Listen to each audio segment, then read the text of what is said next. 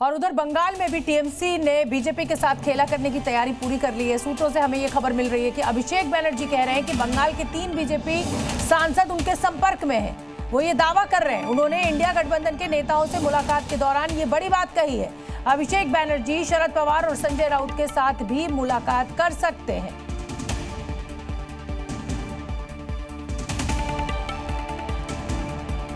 तो टीएमसी सूत्रों से भी बड़ी खबर मिल रही है कि बीजेपी के कुछ सांसद जो हैं बंगाल के, वो अभिषेक बनर्जी या कहिए कि टीएमसी के नेताओं के संपर्क में हैं।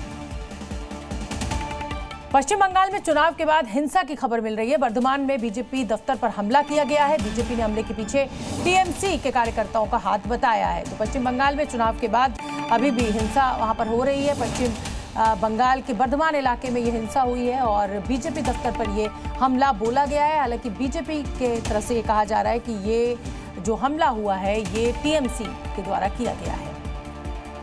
जी न्यूज संवाददाता समित सेन गुप्ता हमारे साथ जुड़ रहे हैं इसी बड़ी खबर पर ज्यादा अपडेट लिए हुए। समित, मुझे ये खबर बताइए, और जब भी टीएमसी पर हमला होता है तो वो बीजेपी कार्यकर्ताओं पर आरोप लगा देती है, बीजेपी पर हमला होता है तो टीएमसी कार्यकर्ताओं पर हमला लग जाता है। लेकिन कुल मिलाकर ये लॉ एंड ऑर्डर का मुद्दा है और इसमें मुझे लगता है कि बंगाल सरकार से सवाल पूछा जाना चाहिए कि साहब इस तरीके से हिंसा यहाँ पर क्यों भड़कती रहती है रह रहकर? क्या कोई कंट्रोल नहीं है यहाँ पर बंगाल पुलिस का?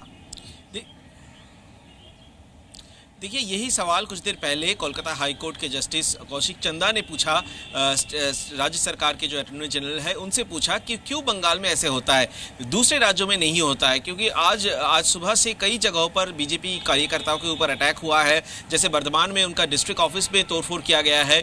हम कई लोगों से मिले जो विस्थापित होकर इस वक्त कई जगहों पर रिलीफ कैंप बनाया गया है या फिर बीजेपी पार्टी ऑफिस में रुका हुए हैं। यहाँ तक कि कोलकाता में भी, उत्तर कोलकाता के कई इलाके है जहां से लोग अपने घर बार छोड़कर धर्मशाला में, बीजेपी की तरफ से धर्मशाला में रिलीफ सेंटर बनाया गया है, वहां पर आके रुके हुए हैं।